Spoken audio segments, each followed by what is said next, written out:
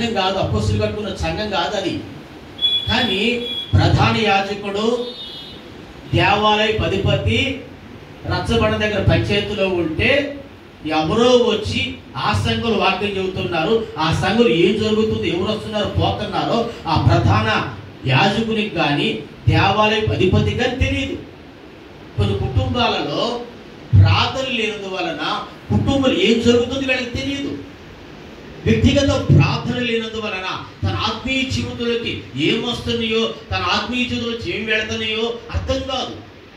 ఎప్పుడైతే వాక్యాన్ని ధ్యానించి వ్యక్తిగత ప్రార్థన, సంఘ ప్రార్థన చేస్తారు, సహవాస ప్రార్థన చేస్తారు, జూమ్లో కలిసి ప్రార్థన చేస్తారు, లేదంటే మీటింగ్ పెట్టుకుని ప్రార్థన చేస్తారు. ఇవన్నీ ఒక ప్రక్క.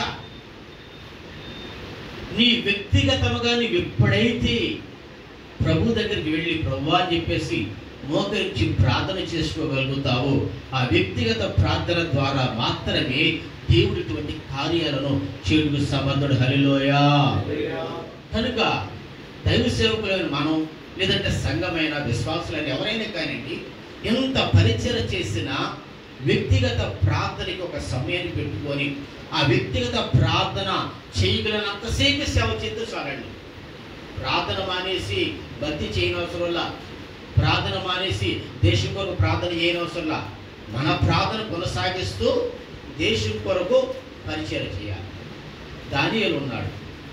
ఇట్టి శాస్త్రము జారీ చేయబడిన తెలిసి ముమ్మారు తన ఇంటికి యథావిధిగా వెళ్ళి ప్రార్థన చేస్తూ ఉన్నాడు.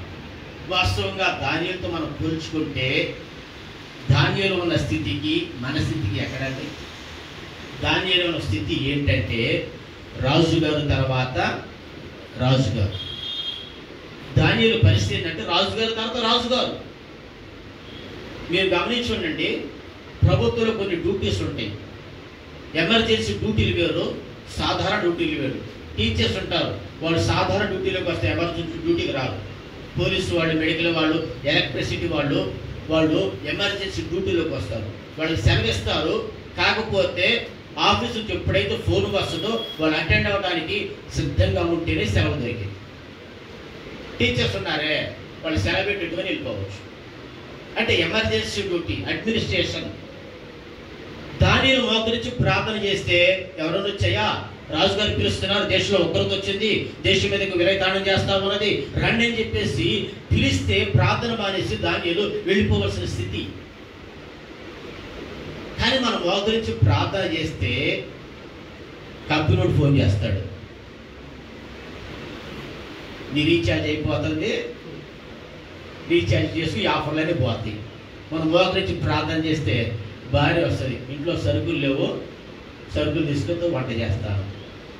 మోకరించి ప్రార్థన చేస్తే పిల్లలు వస్తారు, డాడీ ఈరోజు స్కూల్కి ఫీజు లేకుండా రావద్దన్నాడు.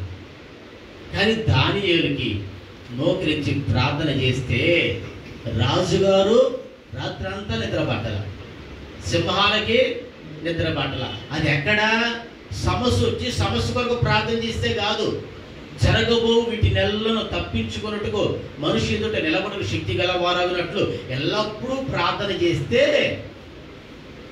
మనము ప్రశాంతంగా నిద్రపోవచ్చు. సింహాలకి కాపలా పెడతారు, మన దగ్గరికి ఏం రానివ్వండి సింహాలు. రాజుగారు నిద్రపోయారన్న రాత్రి ఒక విగ్రహాధికుడు అన్యుడైన రాజుగారు ఏం చేశాడు? దానియేలు కొరకు మెళకు కలిగి ఉన్నాడు. కారణం ఏంటంటే ఎల్లప్పుడూ చేసే ప్రార్థన, సమస్యలు వచ్చి బాధలు కలిగి ఇబ్బందులు కలిగినప్పుడు చేసే ప్రార్థన కాదని, ప్రార్థన కాదు. దాని ద్వారా ఒక శాస్త్రం రాయబడి చదవండి, దానియేలు గ్రంథం 1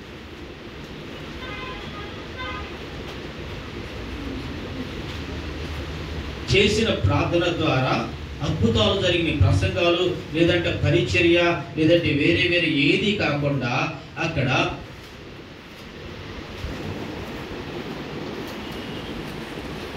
దానియేలు గ్రంథం 6వ అధ్యాయం 26వ వాక్యాన్ని చదవండి. నియమించినదేమనగా నా రాజ్యములోని సకల ప్రభుత్వముల యందు నివాసులు దానియేలు యొక్క దేవునికి భయపడుచు. ఎవరి దేవునికి? దానియేలు యొక్క మన పేరు పెట్టుకుని చదువుదామండి. అక్కడ మన పేరు పెట్టుకుని చదువుదామా? సత్యముగా దేవునికి భయపడుచు. చదవండి అయ్యా, చదవండి. అదే అక్కడ చదవండి.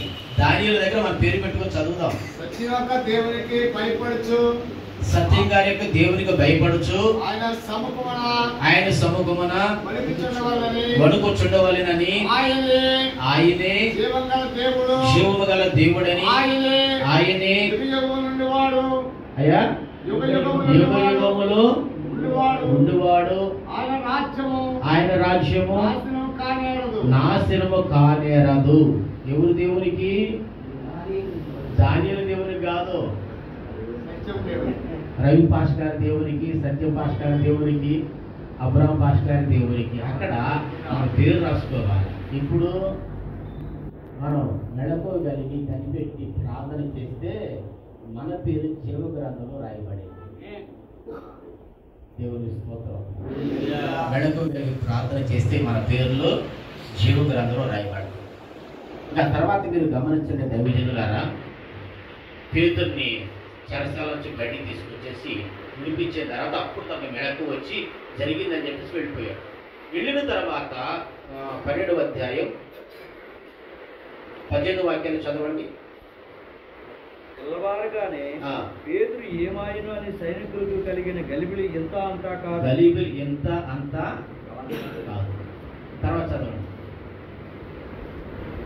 ఏ రోజు అతని కోసం వెతికినప్పుడు అతడు కనపడనందున కావలి వారిని విమర్శించి వారిని చంప ఆజ్ఞాపించెను. 5వ అధ్యాయంలో మనం గమనించినట్లయితే వీళ్ళని చంపాలని బంధించారు. 4వ అధ్యాయంలో చంపాలని బంధించారు. కానీ వీళ్ళు ఎక్కడ ఉన్నారంటే దేవాలయంలో నిలిచి బోధిస్తూ ఉన్నారు. కానీ ఇప్పుడు పేతురు పరిస్థితి ఏమైపోయింది? ఇవి చాలేనాయనా, నువ్వు చేసిన భక్తి, ఈ ప్రార్థన తక్కువైపోయింది, వెళ్ళి వ్యక్తిగత ప్రార్థన చేసుకోమన్నాడు. ఆ తర్వాత మనం గమనించినట్లయితే దేవుని సేవకులారా, 13 తర్వాత పేతురు గారు ఎక్కడా కనపడరు. ఇంకా ఒక చోట కనపడతారు. తర్వాత అంతా పౌలు చరిత్ర ప్రారంభించబడింది. పౌలు గారి ద్వారా దేవుడు సంఘాలు కట్టుకున్నాడు. పౌలు గారి ద్వారా దేవుడు పరిచయం కొనసాగించాడు. ఈ జీవమును గురించిన మాటలన్నీ మీరు వారితో చెప్పమని చెప్పిన అనుభవంలో నుంచి పేతురు ఏమైపోయారంటే, ఇక రాజుగారు వెతికితే కనపడకుండా తలదాచుకుని స్థితికొచ్చాడు.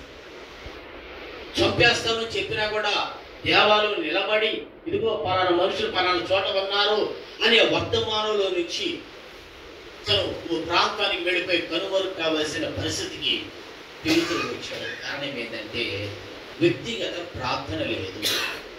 ఎప్పుడైతే వ్యక్తిగతంగా మనల్ని మనం దేవునికి అప్పగించుకొని ప్రార్థన చేసుకుంటామో ఆ తర్వాత మనము ఎక్కడ నిలబడ్డా దేవుడు తన జీవవాక్కులు మన నోట ఉంచుతాడు. ఈ జీవునికి వచ్చిన మాటలన్నీ వారితో చెప్పాడు. ఇక పేతురు చరిత్ర అక్కడితో ముగిసిపోయింది. వాగ్దానం వేరు, పేతురు చేసిన వాగ్దానం వేరు, అది వేరే విధమో. కానీ అక్కడి నుంచి పేతురు ఇక కనపడ్డం, వెతికితే కనపడడం. ఎందుకంటే ఇక వ్యక్తిగతంగా ప్రార్థనకి దేవుడు తీసుకెళ్ళినట్టు తెలియదు. కానీ పౌలు గారి చరిత్ర ప్రారంభించబడింది. ఈరోజు మన ఆత్మీయ జీవితాలలో పరిచర్య చేస్తున్నాం, ప్రయాసపడుతున్నాం. ఏ కుటుంబాన్ని మిగిల్చుకోకుండా, పిల్లలను మిగిల్చుకొని సేవలను ఖర్చు పెడుతున్నాం. కానీ వ్యక్తిగతంగా ఒక సమయాన్ని కేటాయించుకొని దేవుని పాదాల చెంతకు వచ్చేసి ప్రార్థన చేయగలిగితే, ఆ లేఖనాలు మనం చదివాం కదండి వాక్య పఠనంలో కూడా, ఆ దైవజనుల గురించి రాసిన మాటలు ఏంటంటే ప్రార్థన ప్రార్థన ప్రార్థన.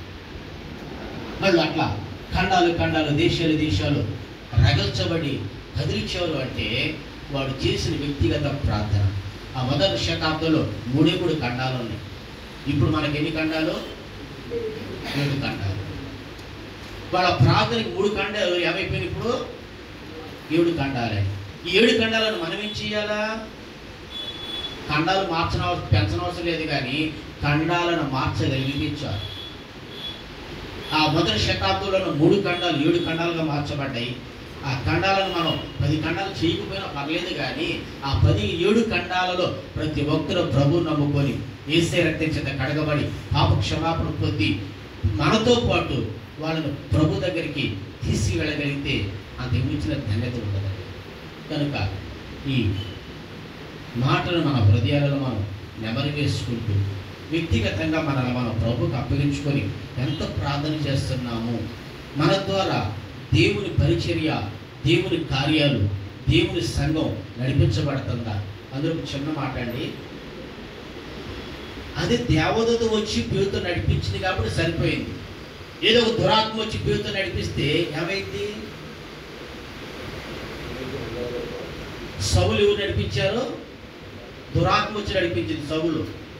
దేవుని ఆత్మ దూరం అయిపోతే సౌలుని దురాత్మ వచ్చి నడిపించింది.